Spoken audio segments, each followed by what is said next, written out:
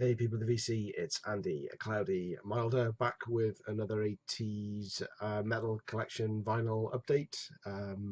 Everything from the 80s, everything metal, everything original, and everything on vinyl. This is just straight up heavy metal in this video. Records that I've picked up either online, digging in my usual haunts, or at record fairs between about August and October this year. So let's dive in because there are quite a few. First up, we have Virgin Steel, self-titled first album. I was really pleased to pick this one up because obviously regular viewers to my channel will know that I'm a bit of a nut for the Music for Nations label, and this is, you can see, MFN #1. So I think New York band, I think Virgin Steel. It's quite sort of theatrical, epic style metal. A bit of a poor man's Manowar, I think. Great band photos on the back here. I love this photo here. He obviously thought it'd be very cool to be in his leathers with a woman hanging off him. But if you look at the sword, it's like they couldn't get the sword in the ground any deeper, so he's up on his tippy toes, still trying to look cool. But yeah, it's a killer album. Really pleased to add that to not only my Music for Nations collection, but just to have it on vinyl anyway. So this is what, 1982. Yeah, I think I picked this one up on Discog, so good to have that one. Next up, we've got some debut album from Vardis, 100 M.P.H. Vardis, early new wave of traditional heavy metal band from Wakefield in Yorkshire, England, obviously. It's a live album, which is unusual for a first album.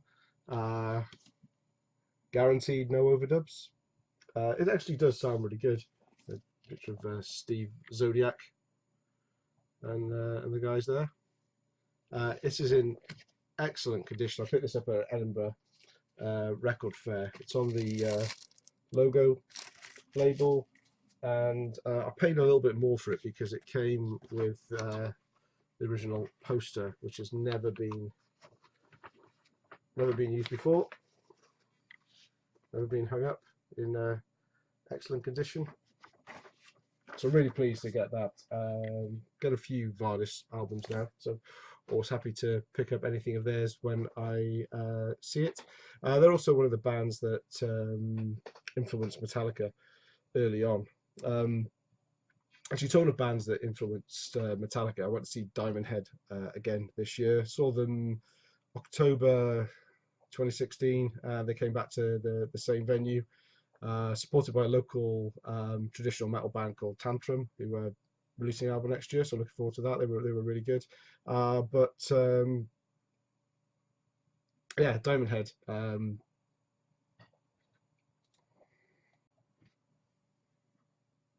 Sorry about that, I managed to cut off my video. I was saying that Diamond Head, so they're from Stourbridge in England.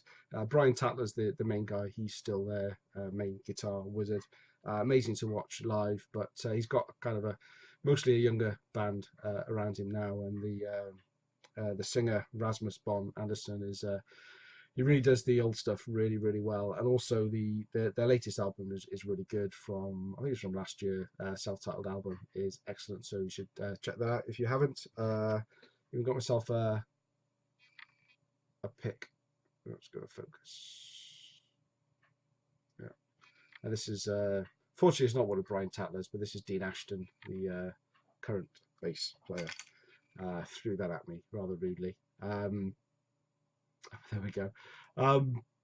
Yeah, so where was I? Completely lost my thread there. Was I going to talk about Diamond Head? Yes, 80s albums. Here we are, totally unprepared. Had no better way of getting back on track in a video than showing some Manowar. 2017 has been a year that Manowar clicked with me, and I have 3 or 4 of their albums now, and I absolutely love them to bits. This is epic true metal at its most true and epic. Music Foundation's release, so this is a UK pressing. This is Hail to England 1984. For those people that study their flags and know their geography, Hail to England, but this British flag, not an English flag. Clearly the quality control people have let the side down here, but I having said that, I do love this cover. This is one of my favourite metal covers of all time, so I'm stoked to find a copy of this. Well, I say find a copy, I did actually buy it off Discogs, and I did eBay, sorry, and I did pay pretty much the going rate for it, but it is in superb condition. Hardly a mark on the cover,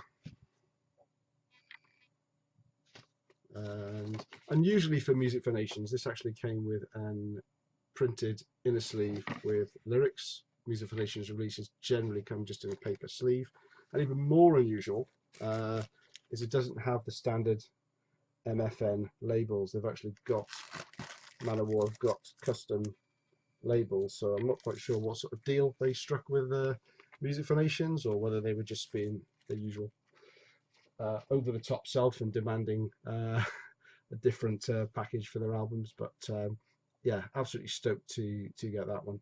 I'm not sure if I've shown this next one before. I think I have shown it in a video, but it might have been a competition entry. But I've been spinning it. It's not gone on the shelf yet, the storage. But that's Tang, This Means War. This is their 3rd album and their first as a 4-piece. So Mick Tucker has joined them, extra guitarist on this one. It's only got 7 songs on it, but the shortest is around 4.5 minutes, and the opening track, Just Like Something from Hell, clocks in at just over 8.5 minutes. There's the standard Music Foundations label I was referring to, that the Manowar one doesn't have. But yeah, so I might have shown, apologies if I've shown that one before. No, not apologies. I'll show it as many times as I like. There we go. Another album that I have shown many times, and talked about it in another recent competition video. Whose was it? Dan Powers, I think, about records that we bought many times. Well, I showed this one, saying I bought it the most, but I only have 1 copy. Well, I've got another copy now, and this one won't be going as VCLT to anybody else, because this is first time I've come across a German pressing of Wildcat 1980. This is the first German pressing, and I knows that because it's got misprints on it. So if you notice, the band is actually just called Tiger of Pang Tang with an I instead of a Y, and track 4 on side 2, side 1 even, is printed as Name Money instead of just money. So got the misprints on that one. I'm going to keep that one, and also it comes with a quite a basic type printed lyric sheet as well. It's, nice. Next one, what have we got here? Tokyo Blade. This is my first Tokyo Blade album, and my first album that I've got on their Banzai label, which is one that I've seen quite a few people show, obviously mainly guys in Canada, because they're a Canadian label. This was some VCLT I got from Greg the Egg a few months ago now. I've only really been putting it through its paces over the last few weeks. Tokyo Blade were they were a new, well, they were kind of a late period new wave of British heavy metal band. So this is what 1984, and it's their second album. I think this one had a new singer on it. That they changed it. They changed the singer from the first album, though they'd already recorded that album with that first singer, Alan Marsh, and so they had to re-record it with Vic Wright, although Marsh's backing vocals are still on it. Amazing. Yeah, so there's the Banzai label. Beautiful. Tokyo Blade. Yeah, more. Another thing I think I got in the same package from Greg. Another one I was stoked to get was a copy of Raven Mad. So this is a 5-track EP. I think this was basically Raven kind of sticking their middle finger up at Atlantic Records, and as they attempted to crawl back some of their credibility and their fan base following the release of the package back, which kind of went completely against the Raven grain at the time.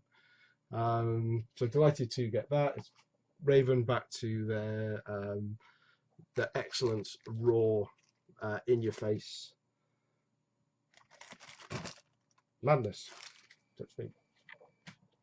Just a couple more, some more Manowar. Born to Live Forevermore. So this is Kings of Metal. More epic metalness from the masters of epic metalness. Their 6th album this time, and their last of their 80s releases. It's just as, if not more, ostentatious than the previous releases. Manowar just don't disappoint. I say once they click with me, I'm just absolutely loving catching up on all the things that I missed from them. Another epic cover.